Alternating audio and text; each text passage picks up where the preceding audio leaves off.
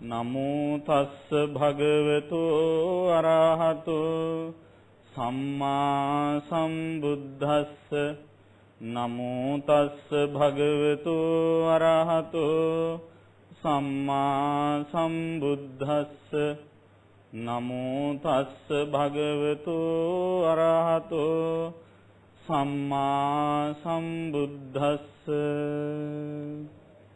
බහුදේවා මනුස්සාච මංගලානි අචින්තයුං ආකංඛමානා සොත්තානං බ්‍රූහි මංගල මුත්තමං අසේවනාච බාලානං පණ්ඩිතානං ච සේවනා පූජාච පූජනීයානං ඒතං මංගල මුත්තමන්ති. ශ්‍රද්ධාවන්ත පින්වත්නි, දැන් හැමදෙනාම සූදානම් වෙන්නේ ධර්ම ශ්‍රවණය කරන්න.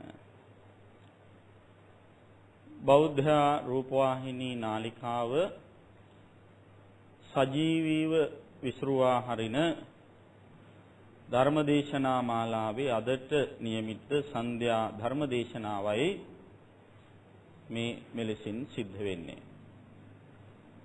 අද මේ උතුම් ධර්මදේශනාවෙහි දායකත්වයේගෙන කටයුතු කරන්නේ පානදුර වලානේ සනත් ප්‍රනාන්දු මහත්මයා, එවැගේම ඉන්ද්‍රජිත් ප්‍රනාන්දු මහත්මයා, නිලන්ති ප්‍රනාන්දු මහත්මනිය, රුවනි ප්‍රනාන්දු මහත්මනිය, ඕෂධී ප්‍රනාන්දු මහත්මනිය කියන පින්නතුන් එකතු වෙලා විශේෂයෙන්ම දෙසැම්බර් මාස 31 වෙනි දිනට 81 වන උපන්දිනය සමරු එදාබර මෑණියන් වහන්සේ වන පානදුර වලානේ ලක්ෂ්මී ප්‍රනාන්දු මහත්මනියට නිදුක් නිරෝගී සුව දිගාසිරි ප්‍රාර්ථනා කිරීමේ උදාර බලාපොරොත්තුවෙන් මෞපිය උවටනක් ලෙසින් තමයි මේ ධර්ම දානමය පින්කම මෙලෙසින් සිද්ධ කරන්නේ. ඉතින් මේ ධර්ම දේශනා මාලාව කාලයක් තිස්සේ ශ්‍රවණය කරන පින්නතුන් දන්නවා ත්‍රිපිටකයේ සූත්‍ර දේශනා ඇසුරු කරගෙන තමයි මේ සජීවී ධර්ම දේශනාව පැවැත්වෙන්නේ. ඉතින් මේ දවස්වල දේශනා කෙරෙන පිටකය තමයි සූත්‍ර පිටකය. සූත්‍ර පිටකයේ සුත්ත නිපාතයට අයිති සූත්‍රයක් තමයි අද නියමිතව තිබෙන්නේ. සුත්ත නිපාතයේ චූල වර්ගයට අයිති මේ හැම දිනාම හොඳට දන්න. නේද? හැමෝම වගේ ඊටාම හොඳින් දන්න සූත්‍ර දේශනාවක් තමයි මංගල සූත්‍ර දේශනාව කියලා කියන්නේ. ඉතින් මංගල සූත්‍රය පිළිබඳව කොතෙකුත් කරුණු අසා තිබුණත් අද දේශනාවේ මාතෘකාව හැටියට අපිට ලැබී තියෙන්නේ ඒ සූත්‍රය නිසා අපිට සිද්ධ වෙනවා ඒ ඇසුරු කරගෙන ධර්ම දේශනාව පවත්වන්න. මංගල කියන වචනය, මං කියන වචනය අටුවාවෙහි සඳහන් කරලා තියෙනවා මේ පාපය කියන එක සඳහා යොදන වචනයක් කියලා. පාප කියන අදහසට අයහපත, පරිහානිය කියන අදහස දෙන්න යොදන වචනයක් තමයි මං කියලා කියන්නේ. ගලායති කියලා කියන්නේ ඒ తත්වය නැති කර දැමීම, පිරිසිදු කර දැමීම. එහෙම නැත්නම් ඒ తත්වයෙන් මිදීම කියන එකයි. එතකොට මං සහ ගල කියන වචන දෙක එකතු කරලා තමයි මංගල කියන වචනය හදලා තියෙන්නේ. පාපයෙන් මිදුන, පවිත්‍රත්වයට පත්තුන, යහපත උදා කරවන, එහෙම නැත්නම් වැඩි දියුණුව අභිවෘද්ධිය ඇති කරවන, සියලු සම්පත් ළඟා කරවන කියන අදහස් ගොඩාක් මේ මංගල කියන වචනේ තැන්පත් වෙලා ගැබ් වෙලා තිබෙනවා. පින්වත්නි, සාමාන්‍යයෙන් ඔයත් දන්නවා මංගල සූත්‍ර දේශනාව බුදුරජාණන් වහන්සේ එක්තරා දෙවි කෙනෙකුගේ ප්‍රශ්නයකට දීපු උත්තරයක් හැටියට දේශනා වෙච්ච සූත්‍රයක් බව. එක රාත්‍රියක දේවතාවෙක් බුදුරජාණන් වහන්සේ වැඩ ඉන්න දේවරම් විහාරයට ඇවිල්ලා මුළු මහත් ජේතවනාරාමයේ බබළුවාගෙන බුදුරජාණන් වහන්සේ ළඟට ගොස් එකත් පසක සිට බුදුරජාණන් වහන්සේට ගාථාවක් කියලා ප්‍රශ්නයක් ඇහුවා. ඒ අනුව තමයි මේ සූත්‍රයේ දිගහැරෙන්නේ විස්තර වෙන්නේ. ඒ දේවතාවා එතනට එන්නට කලින් పూర్ව නිදාන කතාව හරිම විසිතුරු නිදාන කතාවක්. ලෝකයේ බුදුරජාණන් වහන්සේ පහළ වෙන්නට කලින් අවුරුදු 12කට විතර කලින් මිනිසුන් අතරේ ඇති වුණා අදහසක් මේ මංගල කාරණාව කියන්නේ මංගලය කියන්නේ මොකක්ද? සුභය කියලා කියන්නේ මොකක්ද? යහපත් දේ කියලා කියන්නේ මොකක්ද කියලා මිනිස්සු විමසන්න ගත්තා. එහෙම විමසනකොට විවිධ අය විවිධ අදහස් කියන්න ගත්තා. දැන් සාමාන්‍යයෙන් ඔය වාගේ විමසනකොට වැඩියෙන්ම අදහස් ප්‍රකාශ කරන්න යන්නේ කවුද? දන්නේ නැති අය. දන්න අය සමහර වෙලාවට සද්ද නැතුව ඉන්නවා. අර දන්නේ නැති අය තමන්ගේ නොදැනුවත්කම පෙන්වන්නත් එක්කද මන් දන්නේ වැඩියෙන් දාලා එක එක අදහස් ප්‍රකාශ කරනවා. ඉතින් දැන් මේ මංගල කාරණා දියුණු වෙන දේ මොනවාද කියලා යහපත ඇති කරන දේ මොනවාද කියලා හොයන කොට මිනිස්සු අතරේ මතයක් ගොඩ නැගුණා, කතාවක් ගොඩ නැගුණා එක එක කාරණා ගැන. එක මිනිහෙක් හිටියා, එයා දිට්ඨ මංගලිකයෙක්. දිට්ඨ මංගලිකයෝ කියලා කියන්නේ දුටු දෙය යහපත් දෙයක් කියලා සලකන අය. ඒ කියන්නේ සමහර දේවල් තියෙනවනේ ඇහැට දැක්කහම ඒ දැක්ක දේ යහපත්ය කියලා ඒ කට්ටිය කල්පනා කරනවා. දැන් දිට්ඨ මංගලිකයෝ අද කාලෙත් ඉන්නවද නැද්ද? අද කාලෙත් ඉන්නවා.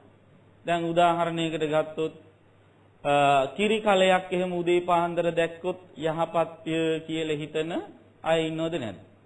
ඉන්නවා. ඊළඟට දවස යහපත් කර ගැනීම සඳහා වැඩට යනකොට ඉස්සරහට තියලා යන්නේ කවුද? ඒ සමහර අම්මලා තාත්තලා ඉන්නෝනේ ෆේවරිට්ස්ලා නේද?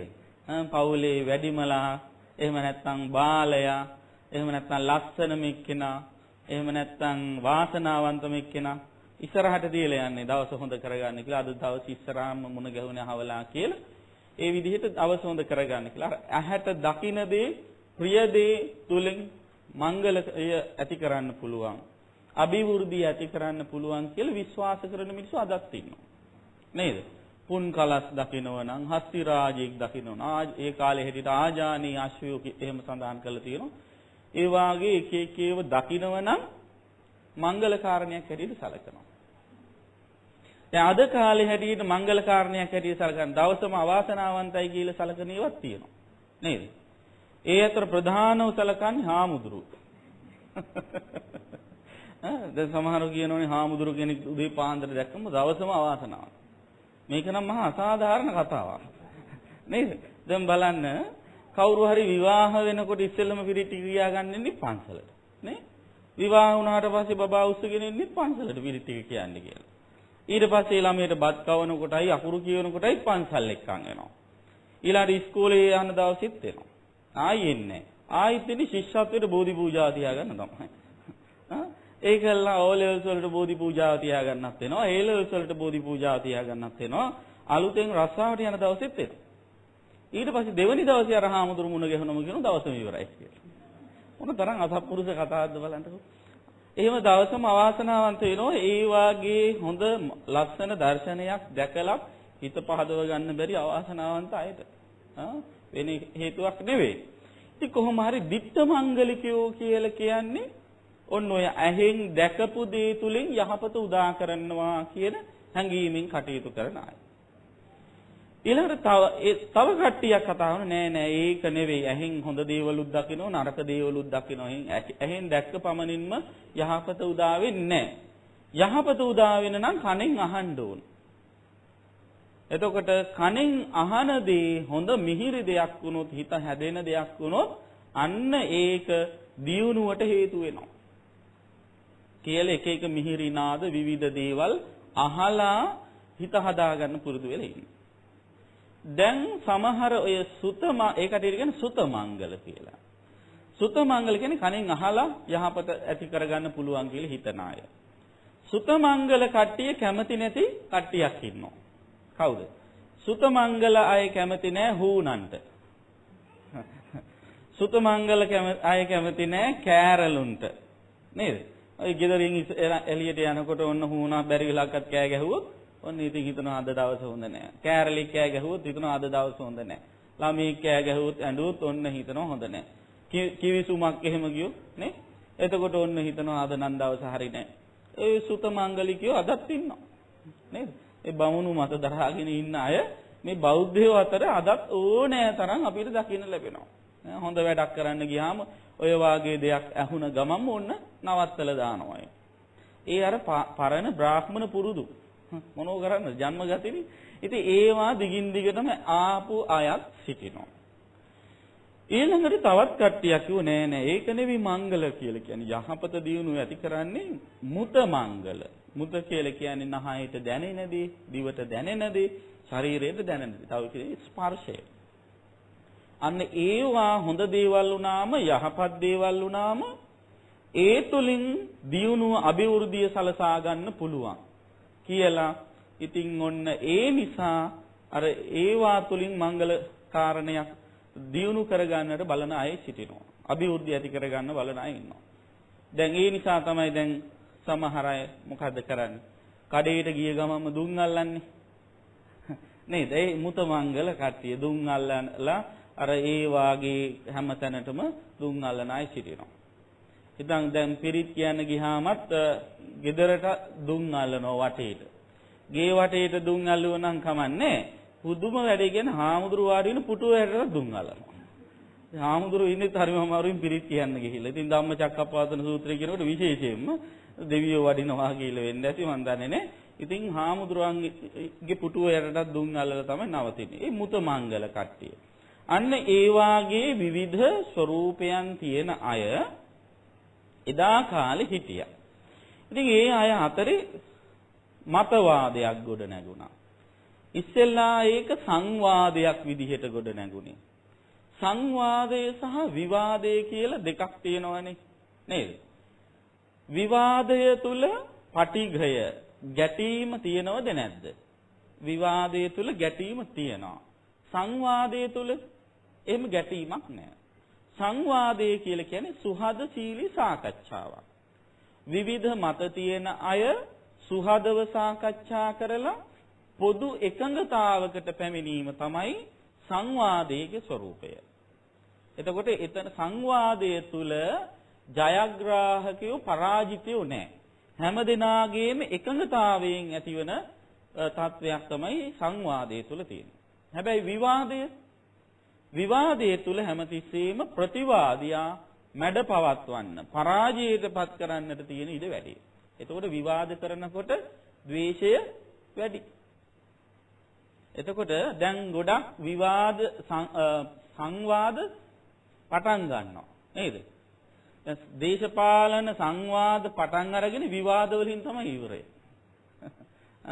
සංවාදය කියලා තමයි කියන්නේ. හැබැයි බලාගෙන යනකොට විවාදේ. ඉතින් ඔය සංවාද අහගෙන ඉන්න ගිහිල්ලා අහන් ඉන්න මිනිසුන්ගේ හිතේ අන්තිමේදී පටිඝය තමයි තරහ තමයි ඇති වෙන්නේ. ඉතින් කොහොම හරි මේ සංවාදයක් ඇති වෙලා ඊට පස්සේ මේක මහ විවාදයක් බවට පත් වුණා. මහ කෝලාහලයක් බවට, මහ ഘോഷාවක් බවට පත් වුණා. මිනිස්සු අතරේ හැම තැනම කතා වෙන්න ගත්ත මොකද්ද මේ මංගල කාරණේ කියන්නේ මොකද්ද කියලා. ඉතින් ඔන්න ඔය විදිහට ഘോഷාවක් ඇති වෙනකොට මේක දැනගත්තා මිනිසුන්ගෙන් බූමාටු දෙවිවරු. බූමාටු දෙවියෝ කියන්නේ කවුද? මේ ගස් ගල් පර්වත පූජනීය ස්ථාන ඇසුරු කරගෙන ඉන්න දේවතා සමූහයක් ඉන්නවා. අන්නේ දෙවියෝ මේක දැනගත්තා. ඒතර ඒ දෙවියන් අතරේ මේ සාකච්ඡාවක් ගියා ඇත්තටම මංගලී කියන්නේ මොකද්ද කියලා. එයාලටත් එකඟ වෙන්න බැරි. එකඟතාවයකට එන්න බැරි වුණා. පස්සේ මේක ගියා ඒ භූමාතු දෙවියන්ට සමීපම තියෙන ඉහළ දිව්‍ය ලෝකයට. ඒ තමයි චාතුර්මහරජික කියන දිව්‍ය ලෝකය. ඉතින් චාතුර්මහරජික දිව්‍ය ලෝකෙත් මේ මහා සංවාදයක් ගියා මංගල කාරණ කියන්නේ මොනවද? මංගල කියන්නේ මොකද්ද කියලා. එයාලටත් එකඟතාවයකට එන්න බැරි වුණා. පස්සේ පාවතිංසය, යාමය, තුසිතය, නිම්මාන රති, පරනිමිත වසවත්ති කියන මේ ඉහළ දිව්‍ය ලෝකවලටම ගියා. මේක අන්තිමේදී මහා දිව්‍ය ලෝකේ පුරාම පැතිරිලා යන බ්‍රහ්ම ලෝකේ පුරාම පැතිරිලා යන මහා ഘോഷාවක් බවට මේ කලකෝලාහලයක් බවට එහෙම නැත්නම් මහා විශාල මතවාදයක් විදිහට ලෝකේ පුරාම පැතිරිලා යන්න ගත්තා. කෝලාහල කියලා කියන්නේ මහා හඬින් මිනිසු නිතරම කතා කරන මාතෘකාවක් කියන එක. ඉතින් පින්වත්නි අටුවාවෙහි සඳහන් වෙනවා කෝලාහල වර්ග පහක් ගැන අට කතාවෙහි සඳහන් වෙනවා. පළවෙනි කෝලාහලයට කියන්නේ කල්ප කෝලාහල කියලා. කල්ප කෝලාහල. දෙක චක්කවර්ති කෝලාහල. චක්කවර්ති කෝලාහල. තුන බුද්ධ කෝලාහල. හතර මංගල කෝලාහල. පහ මෝනෙය්‍ය කෝලාහල. ඔන්න පහ මතක තියාගන්න. මම පස්සේ දැන් අහනවා. ආයි බලමු කියන්න බලන්න පළවෙනි එක මොකද්ද? කල්ප කෝලාහල. දෙක චක්කවර්ති කෝලාහල. තුන බුද්ධ කෝලාහල. හතර මංගල කෝලාහල. පහ මෝනෙය්‍ය කෝලාහල. කල්ප කෝලාහලයේ ඇති වෙන්නේ කල්ප විනාශයේ කිට්ටු වෙන කාලේ. කල්ප විනාශය වෙන කාලෙදී කාමාවචර දෙවියෝ මේ රතු පාට ඇඳුම් ඇඳගෙන හිතකෙස් කඩා දාගෙන බොහොම මූණු දුර්වර්ණ කරගෙන මිනිසුන් අතර සැරිසරමින් කෑ ගහමින් කියනවලු දැන් කල්ප විනාශය වෙන්න හදන්නේ. ඒ නිසා සුචරිතේ යෙදෙන්න සුචරිතේ යෙදෙන අයට බේරිල්ලක් තියෙනවා. දුරාචාරකම් කර කර හිටියොත් නම් විනාශයි. ඒ නිසා හැමෝම සුචරිතේ යෙදෙන්න කියලා මහා ഘോഷාවක් මේ මනුෂ්‍ය ලෝකයට ඇවිල්ලා මනුෂ්‍ය වේශයෙන් ඇවිල්ලා මේ දෙවියන් ඇති කරනවා. අර දෙවියන් විසින් මේ කල්ප විනාශය පිළිබඳව ඇති කරන ഘോഷාවට තමයි කල්ප කෝලාහල කියන්නේ. ඒක කරන්නේ කාමාවචර දෙවියෝ. ඊළඟට චක්කවර්ති කෝලාහල කියලා එකක් තියෙනවා. චක්කවර්ති කෝලාහල කියලා කියන්නේ සක්විති රජ කෙනෙක් ලෝකේ පහළ වෙන කාලයේදී අර විදිහටම අර කාමාවචර දෙවියන් ලෝකේ පහළ වෙලා එතෙන්දී සතුටෙන් ඕන ප්‍රකාශ කරන සක්විති රජ කෙනෙක් ලෝකේ පහළ වෙනවා. ඒ රජුරෝ පහළ වෙලා යටත් වැසියන් ධාර්මිකව මෙහෙවල ධර්මානුකූලව කටයුතු කරන සක්විති රජුරුත් එක්ක එකතු වෙලා පින් දහම් කරගෙන ගුණ දහම් පුරාගෙන ජීවත් වෙන්න කියලා දෙවියන් කෝලාහල කරනවා. ඒ කාමාවචර දෙවියෝ. එතකොට දැන් ඔන්න කෝලාහල දෙකක් කියනවා. එකක් සුබ නිමිත්තක් කියනවා. සක්විති රජුරෝ පහළ වීම සුබ නිමිත්තක් නේ. දෙක අනිත් එක තමයි අසුබ නිමිත්ත. ඒ මොකද්ද? කල්ප විනාශය සිද්ධ වෙන එක. ඊළඟ කෝලාහලයට කියන්නේ බුද්ධ කෝලාහල කියලා. බුද්ධ කෝලාහලේ කරන්නේ කවුද? සුද්ධාවාස දෙවියන්. සුද්ධාවාස බ්‍රහ්ම ලෝකයේ ඉන්න අය. ඒ කට්ටියත් මේ මනුෂ්‍ය ලෝකයට ඇවිල්ලා බුදුවරයෙක් ලෝකේ පහළ වෙනවාය පින් දහම් සිද්ධ කරගන්නය කියලා ඔය විදිහට මහා කෝලාහලයක් ඇති කරනවා. ඊළඟට මංගල කෝලාහලය කරන්නේ සුද්ධාවාස දෙවියන්. ඒ කට්ටිය මේ මංගල කාරණා මොනවද කියලා හැම තැනම විමසමින් පතුරමින් අහමින් යනවා. ඊළඟට මෝනෙය්‍ය කෝලාහල කියලා කියන්නේ හාමුදුරු කෙනෙක් තමයි ඒක කරන්නේ. උන්වහන්සේ මුනිවරයෙකුගේ වතපිලිවෙත කුමක්ද කියලා විමසමින් අහමින් යන ඒ මහා විශාල විදිහට ජනතාව අතර මතවාදයක් ගොඩනගන එක තමයි මෝනෙය්‍ය කෝලාහලය කියලා කියන්නේ. ඉතින් දැන් මේ දෙවියෝ එකතු වෙලා මේ විදිහේ කෝලාහල මංගල කෝලාහලයක් ඇති කළා. ඇති කළ දෙවියන් කතා වුණා අපේ දෙවියන් අතරේ රජ්ජුරුවනේ කවුද දෙවියන්ගේ රජ්ජුරුව? ශක්‍ර දේවේන්ද්‍රයා. අපි ගිහිල්ලා මේක ශක්‍ර දේවේන්ද්‍රගෙන් අහමු කියලා.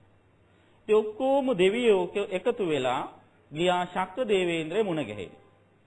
ශක්‍ර දේවේන්ද්‍රයා අර ප්‍රධාන ඉහළ දිව්‍ය ලෝකවල දෙවියන්ගෙන් ඇහුවා ඔයාලට මේ අදහස ඉස්සෙල්ලම ඇතුනේ කොහොමද?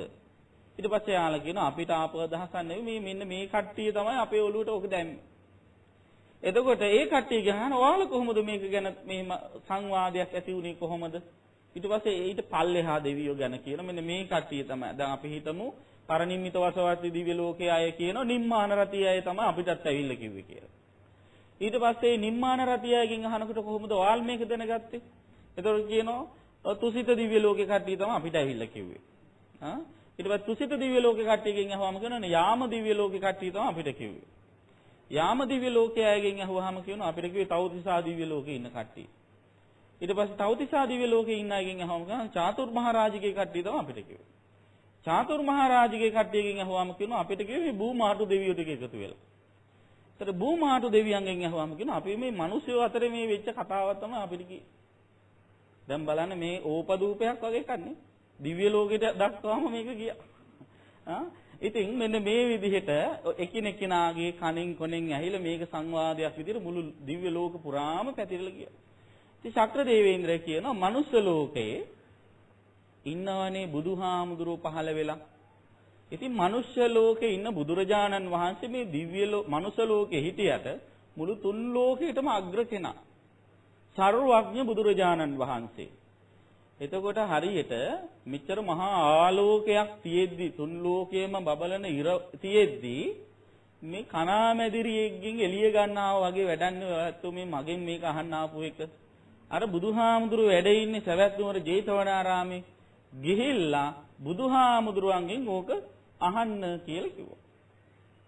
ඉතින් එහෙම කියලා මේ ශක්‍ර දේවේන්ද්‍රයා කුමක්ද කළේ? එතන ඉන්න දේවතාවෙක් නියෝජිතයෙක් විදිහට යවුවා මේ ප්‍රශ්නේ අහගෙන ඉන්න කියලා.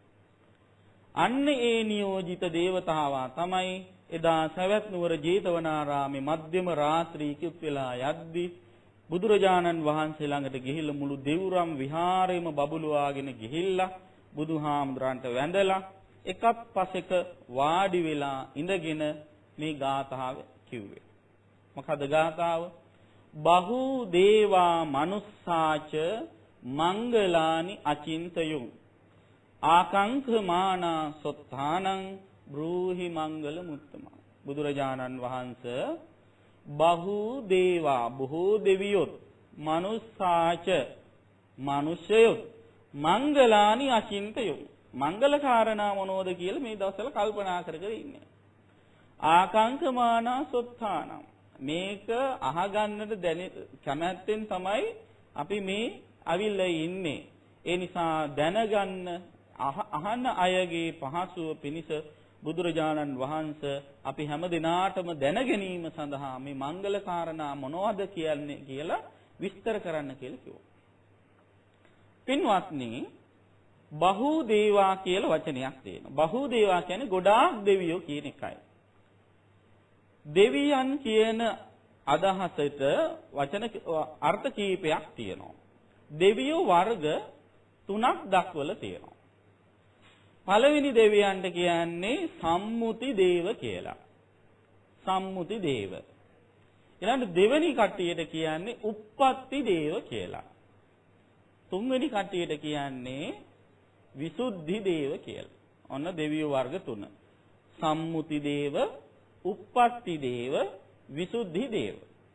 සම්මුති දේව කියලා කියන්නේ සම්මුතියක් විදිහට දෙවියෝ හැටියට සැලකන අය.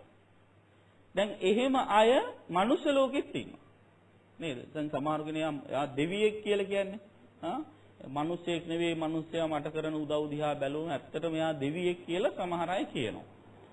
එතකොට සම්මුතියක් හැටියට දේවත්වයෙන් සැලකන පිරිසක් ඉන්නවා. දැන් උදාහරණයකට ගත්තොත් රජවරු, රජකුමාරවරු, රජකුමාරිකාවෝ වගේ කට්ටියට ආමන්ත්‍රණය කරන්නෙම දේවයන් වහන්සේ කියලානේ. දේවතාවුන් වහන්සේ, දේවයන් වහන්සේ ආදී වශයෙන් ගණන්. එතකොට ඒ කටේ සම්මුති ලෝකේ දෙවියන් හැටියට පිළිගැනෙන අය. සම්මුති දේව. උප්පත්ති දේව කියලා කියන්නේ උපතින්ම දිව්‍ය ලෝකෙ ඉපදෙන අය. ඕපපාතිකව දිව්‍ය ලෝකවල භූමාතු දෙවියන් වෙලා එහෙම නැත්නම් අනිත් ඉහළ දිව්‍ය ලෝක 6 පහළ වෙන දෙවියන්ට කියන්නේ උප්පත්ති දේව කියලා. ඊළඟට විසුද්ධි දේව කියලා කට්ටියක් ඉන්නවා. විසුද්ධි දේව කියලා කියන්නේ රහතන් වහන්සේලාට. කෙලෙසුන්ගෙන් හිත පිරිසිදු කරගත්ත නිසා හිතේ කෙලෙස් තියෙනකම හිත කිලිටිනේ. ඒ කිලිටි හිත පිරිසිදු කරගත්ත නිසා විසුද්ධියට පත් කරගත්ත නිසා රහතන් වහන්සේලා හඳුන්වන වචනේ තමයි විසුද්ධි දේව කියලා කියන්නේ. ඒතර මෙතන බහූදේවා කියලා කියන්නේ එතකොට මොන දෙවියෝද? බහූදේවා කියලා කියන්නේ උප්පත්ති දේව කියන කඩේ. දිව්‍ය ලෝකවලින් දෙවියෝ. අන්න ඒ කට්ටියයි මේ මනුෂ්‍ය ලෝකේ ඉන්න මිනිස්සුයි බුදුහාමුදුරුවනේ මේ මංගල කාරණා ගැන හොයනවා. ඒ මංගල කාරණාවන් මොනවාද කියලා පැහැදිලි කරලා දෙන්න කියලා ඉල්ලීමක් කළා. ඉතින් ඒ අනුව බුදුරජාණන් වහන්සේ පින්නතුනි ඊටාම වැදගත් කාරණා රාශියක් පැහැදිලි කරලා තියෙනවා. මංගල සූත්‍ර දේශනාව දිහා බලනකොට ඒ ගාථාවල සඳහන් වෙලා තියෙනවා මංගල කාරණා කීයක් තියෙනවද? 38ක් තියෙනවා. මංගල කාරණා 38ක් තියෙනවා. ඉතින් ඒ 38ම විස්තර කරන්න ගියොත් දවස් 38ක් ඕන වෙනවා. පැය 38ක්වත් ඕන වෙනවා අඩුම තරමේ එකින් එක විස්තර කරලා කියන්න ගියොත්. නමුත් ධර්මදේශනාවේදී අපිට කාලයක් දීලා තියෙන නිසා මේ කාරණා සියල්ලම අපට විස්තර කරන්නට පුළුවන් කමක් ලැබෙන්නේ නැහැ. මේ මංගල කාරණා 38 පිළිබඳව හොඳට විමසලා බලනකොට බුදුරජාණන් වහන්සේ මේ භෞතික ලෝකයේ දියුණුව සහ ආධ්‍යාත්මික දියුණුව කියන දෙකම උදා කරන කාරණා හැටියට තමයි මේ මංගල කාරණා විස්තර කරලා තියෙන්නේ. ඒ කියන්නේ මේ මංගල කාරණා 38න් සමහර ඒවා භෞතික ලෝකයේ පැවැත්ම තහවුරු කරන ඒවා. තවත් කාරණා තියෙනවා නැවැත්ම තහවුරු කරන ඒවා. අපේ බුදුරජාණන් වහන්සේගේ ගුණ නාමයන් අතරේ තියෙන ප්‍රධාන ගුණ නාමයක් තමයි සත්තා දේව මනුස්සානං කියලා කියන්නේ. දෙවි මිනිසුන් හැම දිනාටම ශාස්ත්‍රූන් වහන්සේ කියලා හඳුන්වනවා. ඒතර ශාස්ත්‍රූන් වහන්සේ කුමක්ද කරන්නේ? මේ ලෝකයේ මිනිස්සුන්ට මෙලොව සුව, පරලොව සුව සහ ලෝකෝත්තර සුවය සඳහා මඟ පෙන්නනවා. මෙලොව සුව කියලා කියන්නේ මේ භෞතික ලෝකේ අපි මේ ආත්මේ ජීවිත වාසනාවන්ත කරගෙන ජීවත් වෙන්නට අවශ්‍ය කරන කරුණු කාරණා පැහැදිලි කරලා තියෙනවා. ඒ ශාස්ත්‍රවරයෙකුගේ වගකීම. ඊළඟ කාරණය පරලෝසුව. පරලෝසුව කියන්නේ මොකක්ද? පරලෝසුව කියලා කියන්නේ මරුණාට පස්සේ දිව්‍ය ලෝක, බ්‍රහ්ම ලෝක වල යන හැටි, සුගතිගාමී වෙන හැටි කියලා දීලා තියෙනවා. හැබැයි අපේ බුදුරජාණන් වහන්සේ විශේෂ වෙන්නේ ඒ නිසාම නෙවෙයි. බුදුහාමුදුරුවන්ට කලින් හිටපු ආගමික නායකයෝ මෙලොව සුව ගැනත් කතා කරලා තියෙනවා. පරලෝ ජීවිතේ සුවපත් කරගෙන දිව්‍ය ලෝකවල උපදින හැටි, බ්‍රහ්ම ලෝකවල උපදින හැටි විස්තර කරලා දීලා තියෙනවා. බුදුරජාණන් වහන්සේ තමයි අර ඊළඟ සුවය ගැන, තුන්වෙනි සුවය ගැන ඍජුවම දේශනා කරපු උත්තමයන් වහන්සේ. මොකද්ද තුන්වෙනි සුවය? ලෝකෝත්තර සුවය. දැන් මෙලොව සුව සහ පරලොව සුව කියන දෙකම ලෝකයට අයිති ඒවා. ලෝකයට අයිති සැපවලට කියන්නේ මොනවා කියලාද? ලෞකික සැප. ලෝකයට අයිති සැප ලෞකික සැපයි. ඒතර ලෝකයෙන් එතරව ලැබෙන සුවයට කියන්නේ ලෝකෝත්තර සැපය. ඒ තමයි නිවන. අන්න ඒ නිවන ලබා ගන්නේ සසර ගමන පවත්වා ගත්තොත්ද නවත්වා ගත්තොත්. නවත්වා ගත්තොත්. එතකොට සසර ගමන පවත්වා ගැනීමට අවශ්‍ය කරන කාරණාත් මෙතන දේශනා කරලා තියෙනවා. සසර ගමන නවත්වා ගැනීමට අවශ්‍ය කරන කාරණාත් දේශනා කරලා තියෙනවා. ඒ අදහසින් මංගල කාරණා ගොඩාක් බුදුහාමුදුරුවෝ ගැබ් කරලා තියෙනවා මේ මංගල සූත්‍ර දේශනාවේ. දැන් අපි දන්නවා සරල විදිහට ගත්තොත් පළවෙනි ගාථාව ගැන පොඩි අවධානයක් අපි යොමු කරමු. අසේවනාච බාලාණං පණ්ඩිතානංච සේවනා පූජාච පූජනීයානං ඒතං මංගල මුත්තම. දැන් ඔන්න මෙතන ගාථාවේ සඳහන් කරන්නේ පළවෙනි මංගල කාරණේ මොකද්ද? අසේවනාච බාලානං. බාලය ඇසුරු නොකර සිටීම. බාලය ඇසුරු නොකර සිටීම කියන එක මංගල කාරණයක්. ඒක පළවෙනි එක. දෙවෙනි කාරණේ මොකද්ද? පණ්ඩිතානංච සේවනා. පණ්ඩිතයන් ඇසුරු කිරීම. දැන් බාලයන් ඇසුරු නොකළ පමණින්ම කෙනෙක්ට දිනු වෙන්න පුළුවන් වෙයිද? බලන්න පුළුවන්ද කියලා. බාලයන් ඇසුරු නොකළ පමණින්ම කාගේවත් මාර්ගෝපදේශනයක්, මඟ පෙන්වීමක්, පූර්වාදර්ශී චරිතයක් නැත්තම් කෙනෙකුට භෞතිකව හරි ආධ්‍යාත්මිකව හරි දියුණු වෙන්න පුළුවන් වෙයිද? බෑ. එහෙනම් මොකද කරන්න ඕන? බාලයෝ ඇසුරු කරන්න නෑ. වගේම පඬිතුයෝ ඇසුරු කරන්න ඕන. මම බාලයෝ ඇසුරු කරන්නේ නෑ කියලා නිකම් ඔහි බලාගෙන හිටියා කියලා දිනු වෙන්න පුළුවන් කමක් නෑ. දැන් අපේ සමාජේ ගොඩාක් මිනිස්සු එහෙමයිනේ.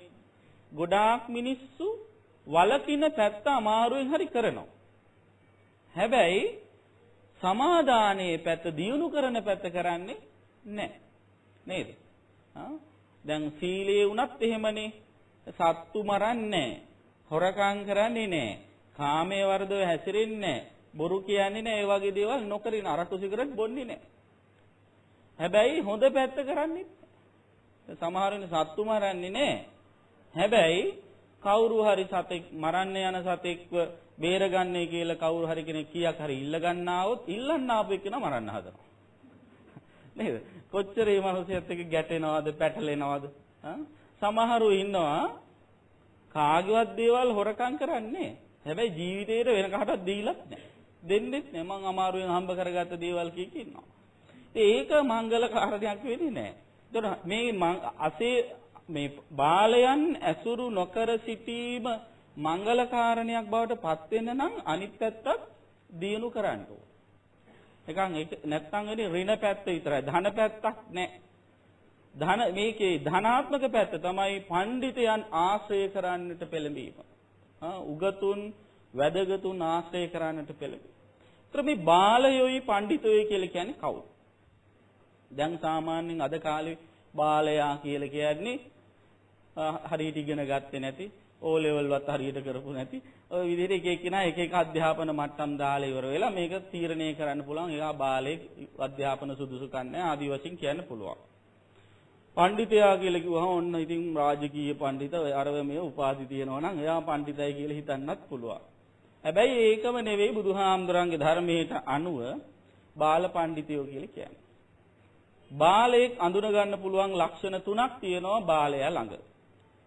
පළවෙනි කාරණේ අපි බලමු. බුදුහාඳුරු මතක් කරනවා තීනිමානි භික්කවේ බාලස්ස බාල ලක්ඛනානි බාල නිමිත්තානි බාලාපදානානි කතමානි තේනි ඉද භික්කවේ බාලෝ දුච්චින්තිත චින්තී හෝති දුබ්භාසිත භාසී හෝති දුක්ඛත කම්මකාරී හෝති.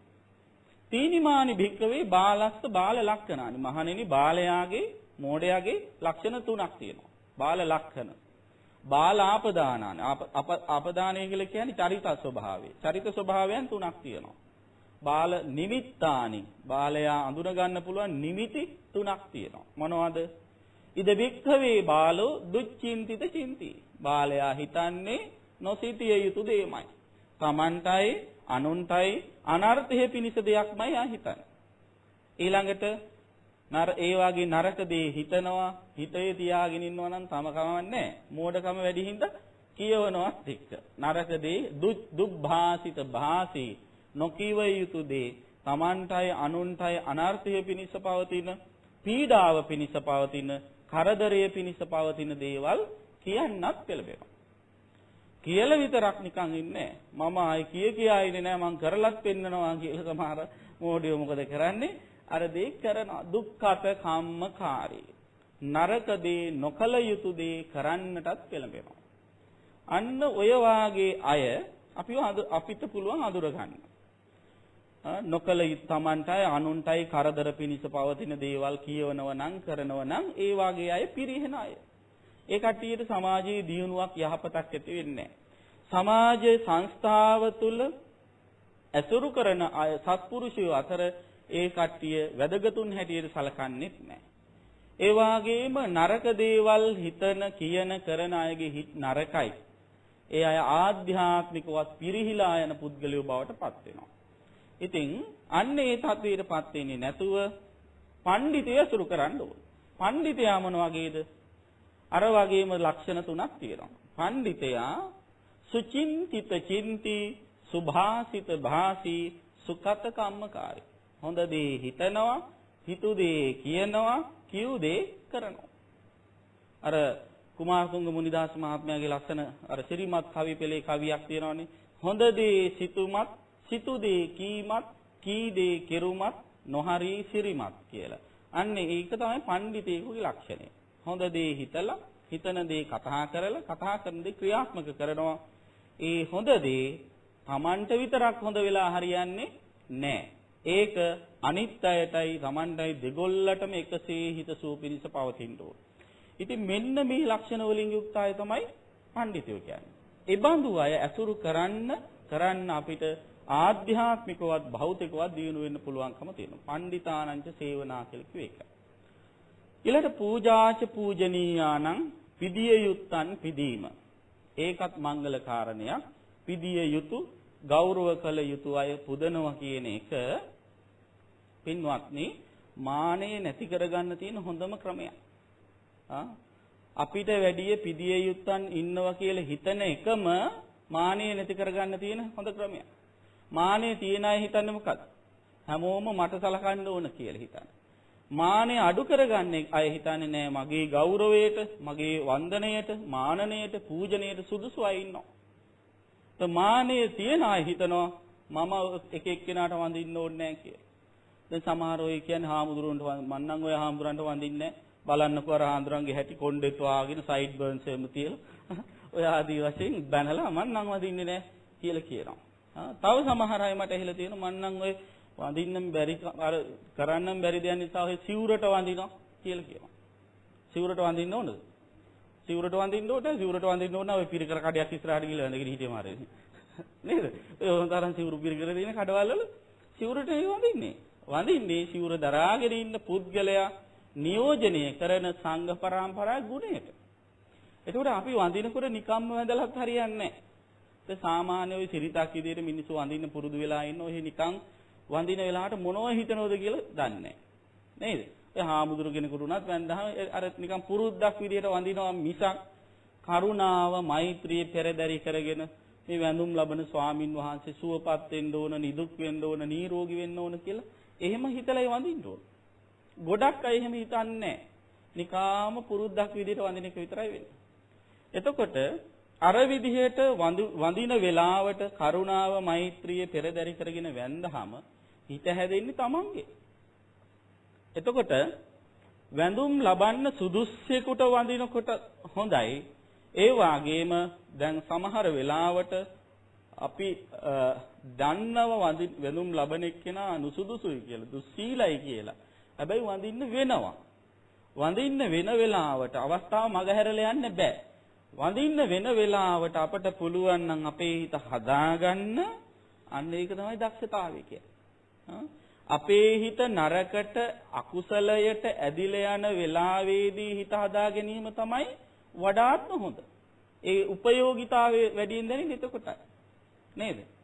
දැන් රැයට නිදා ගන්න ගිහිල්ලා මදුරු දැල දාගෙන ඉවර වෙලා මදුරු දැල යටට වෙලා මා මෙන්ම සියලු සත්වයෝ සුවපත් වෙත්වා කියලා කියන හරි ලේසි. එහෙම කියන එක වරද නෑ කිව්වට කමන්නේ. හැබැයි වඩාත්ම ප්‍රයෝගී වෙන්නේ මොකද්ද? වඩාත්ම ප්‍රයෝගී වෙන්නේ මදුරුව කන වෙලාවේදී මදුරුවා තලන්නේ නැතුව කටින් පිඹල එලවන්න පුළුවන් නම් අන්න එතනනේ මෛත්‍රිය වටින්නේ. නේ? එතනයි වටිනාකම තියෙන්නේ. ඉතින් දැන් සමහර අය මේ ආගමානුකූල ජීවිතය කියන එක තැනකට විතරක් සීමා කරලා ඒවා හොඳ ඒ කරණියෝ පන්සලේදී විතරයි හැමදැනම ඕව කරන්න බෑ ආදී වශයෙන් හිතනවා. එහෙම එකක් නෑ. ගුණ ධර්ම පුරණ ඒවා, සදාචාර සම්පන්නව කටයුතු කරන ඒවා හොඳ තැන්වලදී හැම තැන්වලදීම කරන්න ඕන. හැබැයි හැම තැනදීම කරනවාය කියලා සමහර තැන් තියෙනවා සමහර හොඳ දේවල් කරන්න හොඳ නැති තැනුත් ඒවත් අපි තේරුම් ගන්න ඕන. නේද? දැන් උදාහරණයකට ගමු. ගාථා කියනවා කියන වැඩේ හොඳයිද? බුදුන් අඳින ගාථා කියලා බුදුන් අඳින එක හොඳයිනේ. නේද? ඒ වාගේ ගාථා කියලා බුදුන් අඳින එක හොඳයි. බුදු පිළිමේ තියෙන තැන. ඒ টয়ලට් එකටත් ගිහිල්ලා ගාථා කියන්න ගත්තොත් ගාථාව කෙච්චර හොඳ වුණත් කියන ඒ කර තැන හොඳ නැත්නම් ඒක ගැලපෙන්නේ නැහැ. අන්න ඒ තැන් නොතැන ගැලපෙන එක බලල ඉවර වෙලා ඒ අනුව කටයුතු කරන්න අපි පරිස්සම් වෙන්න ඕන. ඉතින් බුදුරජාණන් වහන්සේ සිහිපත් කරනවා මෙන්න මේ කියන කාරණා. බාලයන් ඇසුරු නොකර සිටින්නත් ඕන. ඒ වාගේම ඒම මදි පඬිතයන් ඇසුරු කරන්නත් ඕන. පිළිය යුත්තන් ගරුකල යුත්තන්ට ගරු කරන්න පුදන්න ඕන. ඒ තුල තමන් ආධ්‍යාත්මික දියුණුව වෙනවා. එතකොට පඬිතයන් ආශ්‍රය කරනකොට තමන් ආධ්‍යාත්මික දියුණුව වෙනවා. ඒ අය භෞතිකවත් දියුණුව වෙන උපදෙස් දෙනවා. විශේෂයෙන්ම ස්වාමීන් වහන්සේලා හොඳ සිල්වත් ගුණවත් ස්වාමීන් වහන්සේලා ගිහි අය ඇසුරු කරන්න ඕන. මොකද ගිහි සමාජයේ සමහර වෙලාවට එකට ඉන්න අය පවා අනිත් එක්කෙනා දියුණුවනෝ දැක්කොත් හිතින් ඉරිසියා කරන්න පුළුවන් කොච්චර වුණත්. නමුත් හාමුදුරු කෙනෙක් තමන්ගේ දායකයෝ දියුණු වෙලා ඉන්නෝ දකින්න හරීම ප්‍රියයි මනාපයි. ඒ සඳහා මුළු හදවතින්ම ආශිර්වාද කරන සෙත් පතනවා. එතකොට ඒ ස්වාමින් වහන්සේලා වැනි උතුමන්ගේ පඬිවරුන්ගේ කල්යාණ මිත්‍රයන්ගේ ඇසුර ලැබෙන්න ඒ අතන් භෞතිකවත් දිනු වෙනවා ආධ්‍යාත්මිකවත් දිනුනවා. ඉතින් පින්වත්නි තව මංගල කාරණා විශාල ප්‍රමාණයක් සඳහන් කළ යුතුව තිබුණත් ඒ ගැන කියන්නට වෙලාවට මම මේ ඊටාම සරලව ඊටාම කෙටියෙන් තමයි මේ කාරණා ටික මතක් කළේ. ඉතින් අපිට දැන් දැනුම් දීමක් කළා නියමිත කාල සීමාව අවසන් කියලා. ඒ නිසා අපි මේක වැඩි ධර්ම දේශනාව දික් කරන්නට බලාපොරොත්තු වෙන්නේ නැහැ. ඉතින් මෙන්න මේ කියපු කාරණා මංගල කාරණා 28ම තමන්ගේ ජීවිතයට සම්බන්ධ කරගෙන ඉඩ ලැබෙන වෙලාවක හොඳට ඒක කියවන්න. අර රේරුකාණේ චන්දවිමල මහානායක හාමුදුරන්ගේ තියෙන මංගල ධර්ම විස්තරය කියලා හොඳ පොතක්. ඒකේ ඒ කාරණා ගැන හොඳට විස්තර කරලා තියෙන වටිනා ආකාරයට ඒව කියවලා ඒ කියන ගුණ ධර්ම තමා තුළ තියෙනවනේ වැඩි දියුණු කරගන්න. නැත්නම් ඒවා ඇති කරගෙන තමන් ආධ්‍යාත්මිකවත් භෞතිකවත් දියුණු වෙලා ලෝකයම ජය ගන්න පුද්ගලයෙක් බවට පත් වෙන්න අදිෂ්ඨාන කරගන්න ඕන. අන්න ඒ සඳහා මේ සූත්‍රය උපනිශ්‍රය වේවා කියලා අපි ප්‍රාර්ථනා කර සිටිනවා. දැන් රිවිෂන්. දැන් මම අද කියලා දුන්නේ මංගල සූත්‍රය. මොන පොතේද තියෙන්නේ? සුත්ත නිපාතේ චූල වර්ගයේ. එතකොට මංගල කියන වචනේ හැදෙන්නේ මංගල කියන වචන දෙකෙන්. මං කියන වචනේ යොදන්නේ පාපය කියන අදහස. ගල කියලා කියන්නේ නැති කිරීම, තුනී කරලා දැමීම කියන අදහස. එතකොට බුදුරජාණන් වහන්සේ පහළ වෙන්නට කලින් මේ මංගල කියන ශබ්දය පිළිබඳව, ලක්ෂණ පිළිබඳව කෝලාහලයක් ඇති වුණා. කෝලාහල කීයක් කිව්වද? කෝලාහල 5ක් කිව්වා.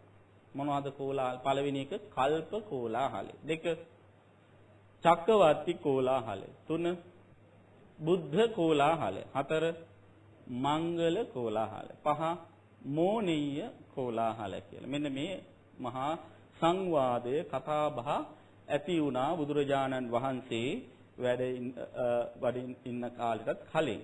ඉතින් මිනිස්සු අතරේ මේ මංගල කාරණා ගැන සංවාදයක් ගියා. ඒ අතරේ මංගල කාරණා 3ක් ගැන සඳහන් කළා. මොනවද? දිට්ඨ මංගල ඇතින් දුටු දේ තමයි යහපත උදා කරන්නේ. 2 සුත මංගල කලින් ඇහූ දේ තමයි යහපත උදා කරන්නේ.